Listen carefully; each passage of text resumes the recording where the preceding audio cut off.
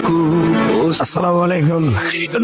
দেশবাসী, কলজাবাড়ি আজকে কান্না আসতেছে। এই মসজিদ, এই মসজিদে আমরা পাঁচ ওয়াক্ত নামাজ কালাম পড়তাম।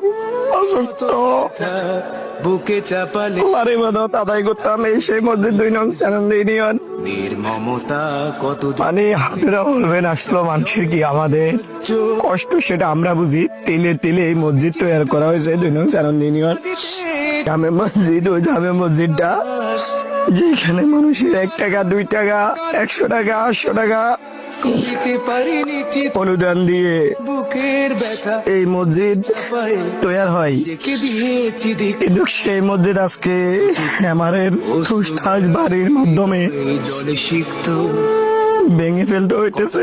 আল্লাহর ঘর মসজিদ জ্বালালে তাহলে সে পৃথিবীর মুখে কষ্ট একটা মুসলিম জাতির জন্য আর কি হতে পারে আপনারা বলেন। বুকে চাপালে এই টলিক আমাদের স্কুল মসজিদ মাদ্রাসা ভেঙে যায়, দূর হলে জাতি হবে নির্লজ্জ কিন্তু